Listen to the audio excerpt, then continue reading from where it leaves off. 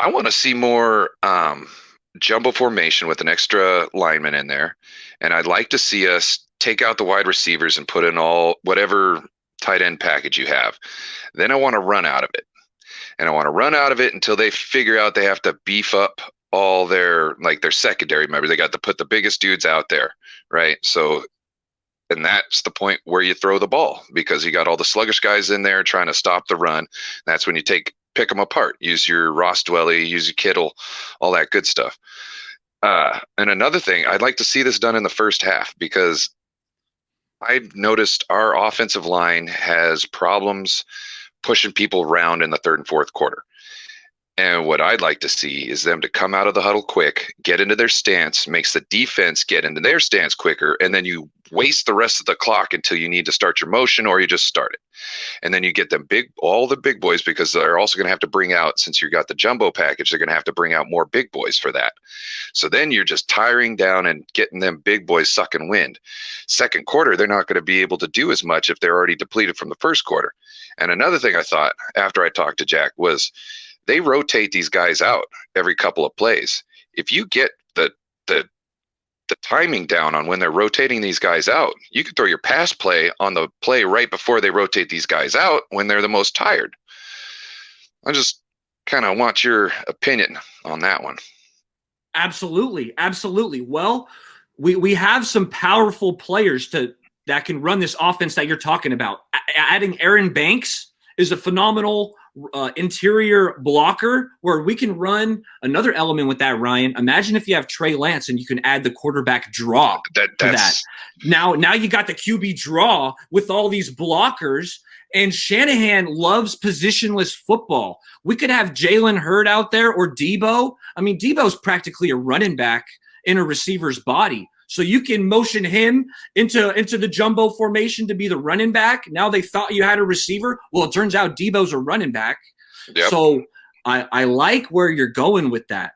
And, we use a lot of 2 tight end formations. I feel like we use some 3. I don't know if we've ever used. So I imagine actually now thinking about it, in your scenario, Juszczyk is on the field. So it'd be 3 tight ends, Juszczyk and Mostert or another running back, right? Is that kind of the formation you're envisioning? I'm thinking more Trey Sermon because if we're going to be hitting people this hard, I don't want Raheem back there catching them things. I want Raheem for the second half when they're sucking wind and they can't get to him to touch him. You're absolutely right. Because you know what? You want to save Raheem for more of that outside zone as opposed to the power. So actually, Trey Sermon would fit that perfectly. I think you could also run the power or all our guys are used to running the outside zone. So you can run it out of the jumbo. Put Brunskill in there as the extra man. Ryan. You can even you could even put an 80s number on Brunskill, and I wouldn't be mad. Teach him how to catch the ball. Make another little wrinkle. You know what I mean? They're always going to think that guy's going to be in the block. If you need a first down, send him out.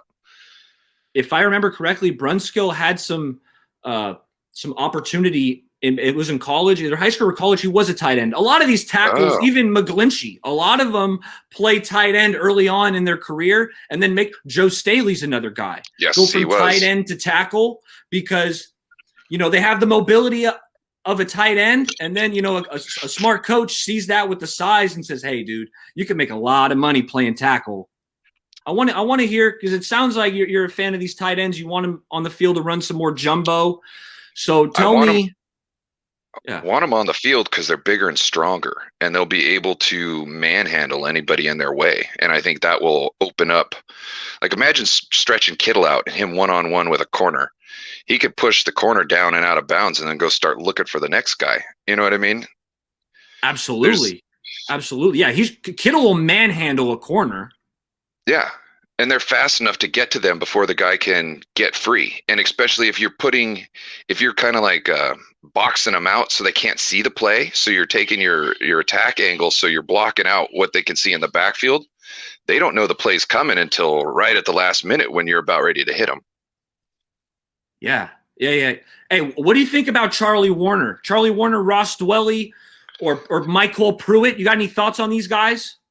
Well, Russ Dwelly's got hands of gold. I wish I seen he's beefed up this year. He looks like a monster. I hope that What I I got hope on? that Oh, equates. I got the Bosa shirt Bosa. on. I hope his size equates to being able to block more, because I would like to see him play a lot more and it not be known he's in there to catch a pass. You know what I mean? So Warner, Yeah, like, remember how we had Selleck time? Because hmm? Selleck was blocking, but occasionally when he leaked out for that pass, it was Yeah, like no one was around him. no. And the one thing I like about like a formation like this, if you are passing the ball, all they have to do after they've been running the ball 5 or 6 times and always running out to block these cornerbacks and stuff like that, all you have to do is start running out like you're going to block them. They're going to brace. They're going to try and figure out how to I get love behind that. you and around you, and then you just take I'm up a field on huge your route. fan. I'm a huge fan of that play. When you're pounding it down someone's throat, then Yeah, you have a play action where you act like the tight end's going to block a linebacker, and instead you whiff them and you leak out and yeah. you're off to the races. No, that's There's a phenomenal play. It's a yeah. leak. A Right. PA leak, I believe, is the name for it. Yeah. It's like you could do this in a way that every next move you do is fed off and deceives them for the next move. You know what I mean? It's like, I don't know. I just don't see us. My boy KG says he was the same build as you. Shout out to my boy KG. Yeah, Hey I Ryan, you got any last thoughts? yes. Yeah. What can we do to keep our running game going strong in the third and mainly fourth quarter? Well, you know what the best friend of a running game is a passing game. If you got to be able to keep the defense honest, right? If we're sometimes I feel like teams can load the box on Jimmy because he can't stretch the field, he can't throw it. There's certain things that he just can't do. So a good counter to a team that's really trying to stuff the run blitzing, they're trying to find their run fits is the passing game. But you got to have the quarterback that can make the passes.